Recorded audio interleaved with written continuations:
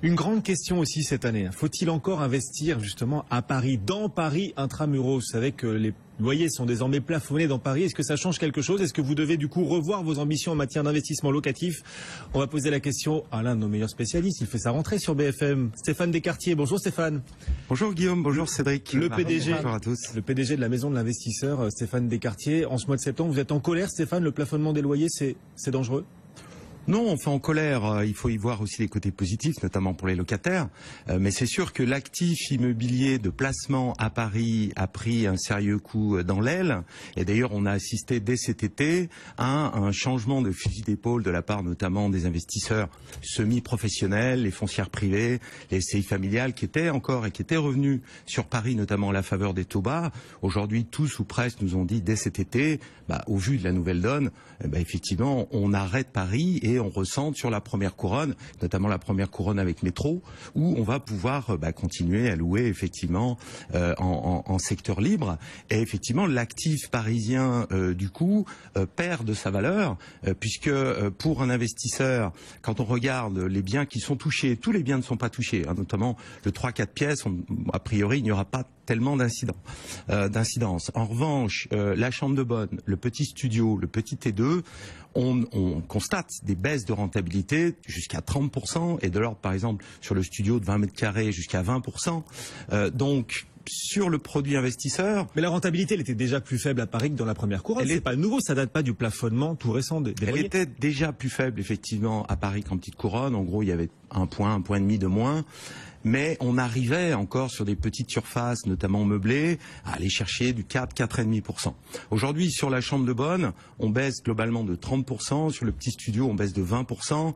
Donc, effectivement, on n'a pas d'investisseur. L'investisseur qui était à 4%, qui va se retrouver à 2,5%, il n'y a pas d'investisseur à 2,5% en immobilier. Pour vous, ça va être le rendement à Paris, le rendement locatif, 2,5%? Oui, sur le bien typé investisseur, chambre de bonne, studio, c'est 80% d'investisseurs, les acheteurs. Oui. Donc ces acheteurs-là disparaissent. Enfin, en tout cas, les pros sont partis, les institutionnels depuis longtemps.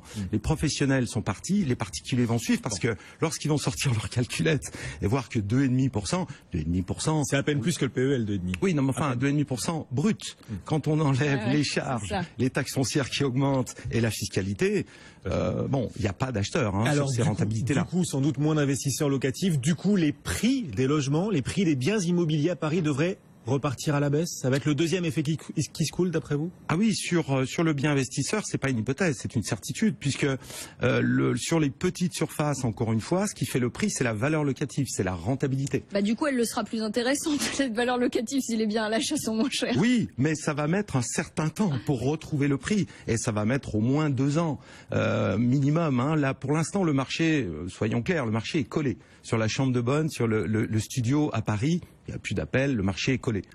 Donc le marché va rester collé pendant 6-8 mois avant que les premiers vendeurs, parce qu'il y a toujours des vendeurs qui sont tenus de vendre, parce qu'ils ont des échéances à respecter, bien là le marché repartira et à la baisse, assurément.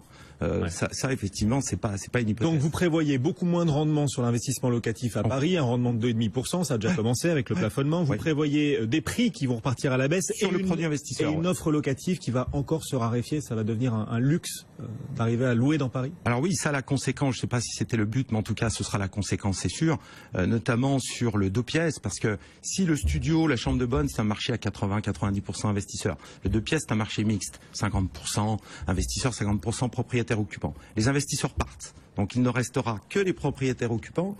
Donc le parc locatif va baisser, puisque les acheteurs seront quasiment exclusivement des occupants. Donc ce sont autant de biens qui vont sortir du parc locatif. On a tous assisté depuis 20 ans à la sortie massive des investisseurs institutionnels du logement à Paris, avec des immeubles 100% locatifs qui se transformaient en immeubles à 80% propriétaires occupants.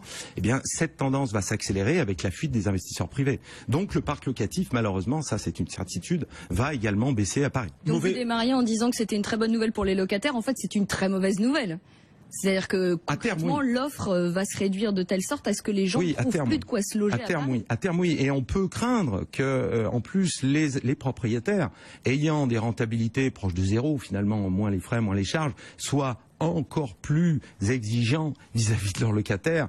Quand on avait en marché libre sur un studio à Paris 30 appels, aujourd'hui on va en avoir effectivement. Alors ceux qui vendent le plafonnement des loyers disent complètement l'inverse. Ils disent en demandant un petit peu moins, justement, on regardera un petit peu moins parce que globalement ils auront davantage les moyens de régler la note chaque mois. Enfin, quand vous êtes déjà à près de 0 de rentabilité, vous prenez encore moins de risques parce que vous voulez pas vous retrouver non plus avec de l'impayé ou en négatif effectivement. Donc c'est une bonne nouvelle immédiatement pour les locataires. Soyons clairs. C'est une bonne nouvelle également pour les futurs acquéreurs de 2 pièces, on en parlait, parce que eux vont pouvoir acheter moins cher. Oui. Ça aussi. Alors c'est une très mauvaise nouvelle pour les propriétaires actuellement de biens locatifs, mais en revanche, et il faut voir les opportunités partout où elles se présentent, la nature ayant horreur du vide, les pros et les particuliers par la suite dans les mois qui viennent vont recentrer leur investissement sur la première couronne, et notamment la première couronne avec métro. Oui. Et là, à juste titre, c'est un conseil que vous leur livrez d'ailleurs. Ah oui. Concentrer aux investissements locatifs sur la première couronne, oubliez Paris. Bien sûr, l'actif Paris investisseur va baisser. Et donc, l'actif première couronne investisseur,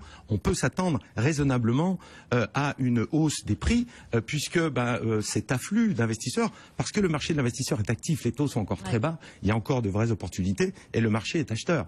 Donc, ces investisseurs-là vont se recentrer sur la première couronne. Alors, la première couronne, on peut distinguer 2 types de première couronne. On a la première couronne où les prix, avec le métro, là où les prix sont déjà presque au niveau de Paris. Boulogne, Saint-Mandé, ici les Moulineaux.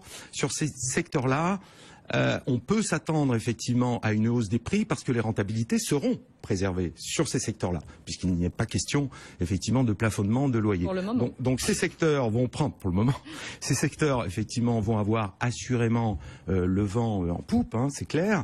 Est-ce qu'il y a d'autres endroits où les prix n'ont pas encore progressé et de meilleures affaires à réaliser encore? Boulogne, ici les Moulineaux, Saint-Mandé, on est pratiquement déjà au prix de Paris, mais on a déjà aujourd'hui une meilleure rentabilité qui va s'améliorer. En revanche, il y a les métros qui vont arriver. Voilà, ou qui vont arriver, ou qui viennent d'arriver, ou des secteurs où il y a encore du boulot à faire, notamment l'immobilier un petit peu plus ancien, avec un petit peu plus de travaux. Et je pense notamment à des secteurs qui, encore aujourd'hui, sont 20-25% moins chers que Paris intramuros, type Montrouge, Malakoff, Vanves. Ces secteurs-là, à côté de déjà, aujourd'hui, on fait encore du 6%. On aura, c'est à peu près sûr, une bien meilleure tenue de marché. On va pas parler de plus-value, parce que les plus-values en immobilier, il faut être prudent, toujours.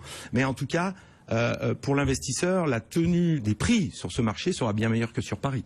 Puisque sur Paris, encore une fois, les actifs typés de produits typés investisseurs vont baisser. Et puis il y a la perspective du Grand Paris aussi. Bien sûr. Donc, bien sûr.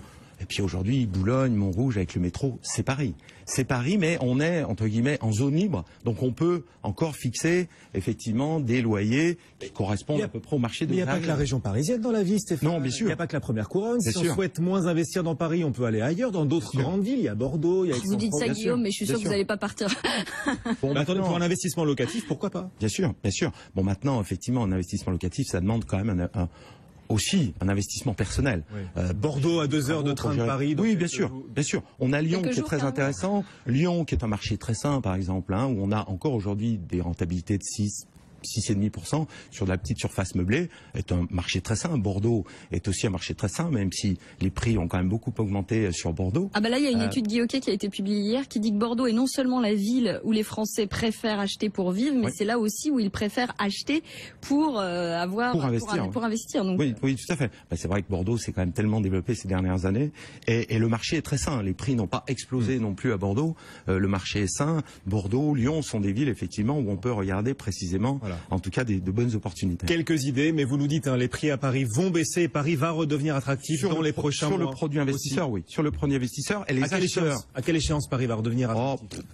Vous savez, aujourd'hui, les vendeurs sont là, les acheteurs sont là. Donc, pour que les vendeurs rejoignent les acheteurs, il va se passer au moins 1 an, puisque pour l'instant le marché va rester collé pendant quelques mois. Dans 6-7 mois, les premiers vendeurs vont craquer, de nouvelles références de prix vont se créer, et on peut s'attendre sur le produit investisseur à une baisse de 10, 20, voire 30%, notamment sur les chambres de bonne. Ça, c'est une certitude. C'est un marché où vous avez 80% des acheteurs qui s'en vont. Il y a une incidence, c'est mécanique. Stéphane Descartier, le PDG de la Maison de l'Investisseur, vous nous disiez la nature a horreur du vide, Paris moins intéressant, mais la première couronne et d'autres grandes villes françaises, peut-être du coup pour un investissement locatif, retrouvent de l'attrait. Merci beaucoup d'être venu nous voir Stéphane. Merci Marie, on se retrouve demain. En prix Guillaume, évidemment. La vie de Limo, elle fait vivre et parler les pierres. Marie Cœur de Roi, tous les jours sur BFM.